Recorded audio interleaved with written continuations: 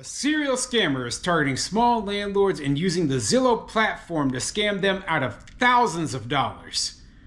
I'm Tony, and this is Real Estate Investing and Landlord News. So she's using what seems to be real info. It's just that it's not her info. Exactly. She's also accused of subleasing these homes to other people, which Duke and Wilson do not allow in their contracts. Springs would allegedly pocket the subletters' rent money and never pay the property owner. Wilson says she also has questions about the subletters. It seems that they all are aware to some extent that it's a scam. All right, so I have an interesting article for you today, and it's coming out of Charlotte, North Carolina, and it's all about a professional tenant, a scammer, somebody who's going to try to take advantage of a landlord in order to, make personal gain. Okay, and this person is basically, what they're doing is they're using Zillow. They're using Zillow in order to kind of skirt around the system so that the landlord thinks that, oh well, this person has a clean background or whatever, right? And guess what? They don't. Okay, they are a person who has been evicted multiple times, who has scammed multiple landlords before, and these smaller landlords are getting caught up in it because they're trusting the information that Zillow is feeding them. So, this is something that I personally thought of, because when I was last renting one of my houses, right, before I got my property management, I was renting the properties myself, right? And so I would list the properties on Zillow, and sometimes I would get the tenants to send me, all their information. I was like, well, where is this information coming from, right? They were sending me their background checks and all that, and I was like, well, how do I verify that this information is actually from the person who is applying to rent my place? I can't. I absolutely cannot, and in the case of the people who are being scammed in North Carolina, well, guess what? My fears, they came true, unfortunately for them. Okay, so they have a scammer who was able to basically either steal someone's identity or put fake information into Zillow, right, to make themselves appear to be a good tenant. And then that information was fed to these landlords. Those landlords rented the units to them, and the people ended up moving in, but never actually paying them. Okay, and yeah, this is a nightmare situation. I wanted to bring this sort of situation to light because, a lot of people out there, they're trusting that information that Zillow is feeding them. And you know what? You need to do your own checks. You cannot trust this property management, software from Zillow. Okay? You just can't trust it. You need to be doing your own checks. That means that you need to be sending out, performing your own background investigations, getting copies of the identification for any prospective tenants that are going to be living in your property. You need to be calling up their employers, verifying their income, calling up references of past landlords, verifying the references of the past landlords, doing everything possible to make sure you have the best tenant possible in your property, or you're going to get scammed. You're going to get scammed if you just take their information and just think you can use it. So before I get into the article, go ahead, hit the like, subscribe button, maybe leave a comment down below and let me know what you think. So on any of your tenants, if you're a self-managing landlord, have you ever just taken the information from Zillow and just thought, oh well, this information is 100% correct? Have any applicants actually sent you their background and their information from Zillow? I'm just curious, put down in the comments what you think of that sort of thing.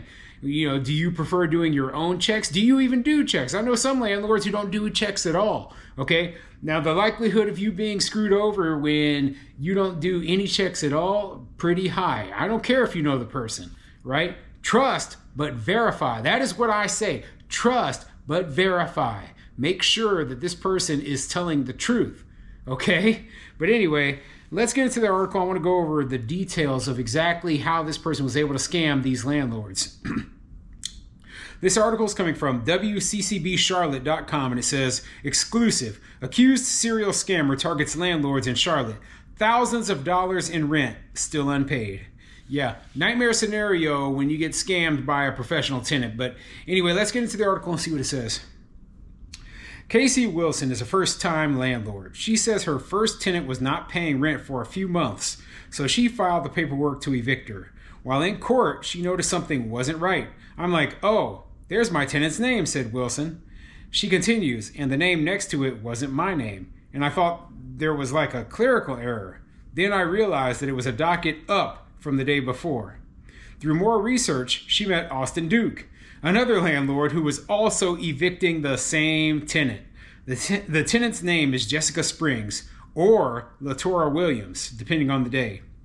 Wilson and Duke say Springs has signed leases with them as well as 6 other people since August of 2023 throughout the Charlotte area. Sometimes she uses her real name and info to lease a property, but she is also accused of using the social security number of LaTora Williams, a doctor from Georgia. So yeah, she's using someone else's social security number, probably in order to get around any sort of background check. So you're like, okay, I'm doing a check on this social security number. Everything is coming up clean. I'm going to go ahead and rent to this person. But you know what? This information would be easily verifiable, if you start calling references.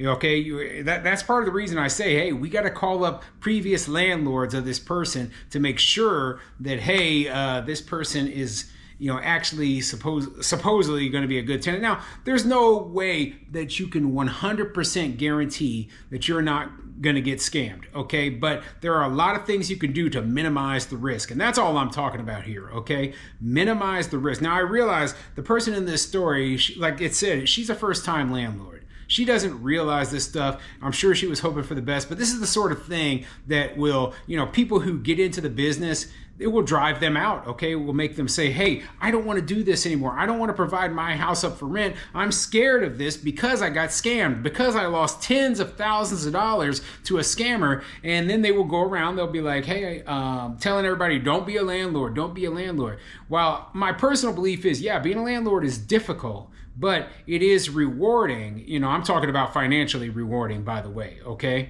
And it is a great way for people, people like me who just work a full-time job and, I don't have any connections. I don't have any sort of inheritance or anything, but it's a good way for us to build wealth. That's why I'm so much of a proponent of it, right? But what I don't like is when people come and they think they can take advantage of us, and especially scammer tenants.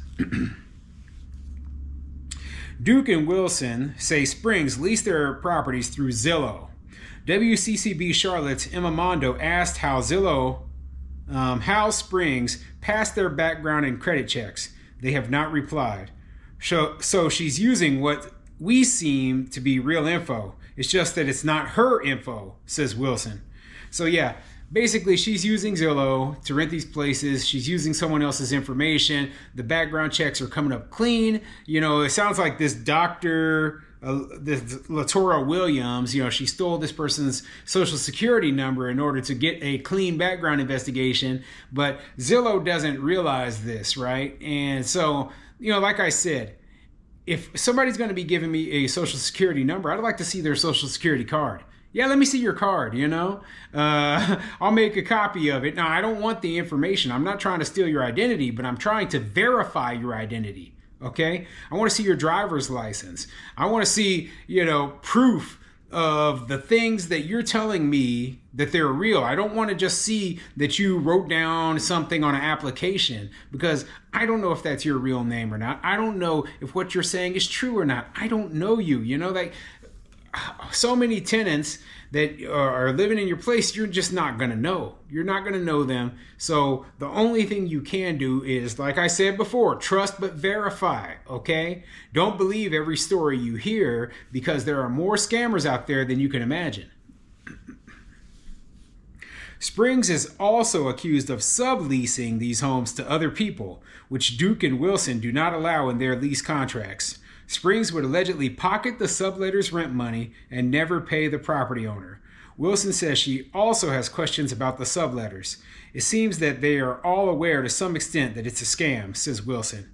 She says whether it's family or these people have been referred to her as being able to get them a lease through kind of unethical means, they all seem to be in on it. Of course they're in on it, okay? But don't think for 1 second these people aren't in on it, okay? So let's say, for example, that this scammer, she says, okay, I'm gonna rent your place, I'm gonna use someone else's information so I can get into the place, right? And I'm gonna rent it out, on a short-term basis to these subletters, right? And these subletters, they'll get to stay somewhere for super cheap for a few months, right?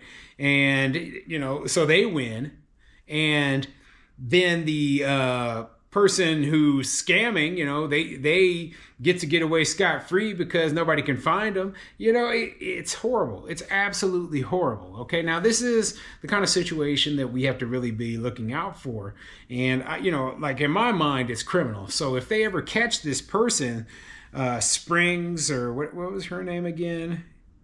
It's Jessica Springs. If they ever catch this Jessica Springs, right, my opinion, she should be charged with fraud. She should be charged with theft, and they should throw her butt in jail because, simply put, this is theft. This is stealing. This is stealing, and she is committing a large crime against these property owners, okay? They're never going to be able to get those thousands of dollars back, okay? And the subletters probably tore the places up on top of that.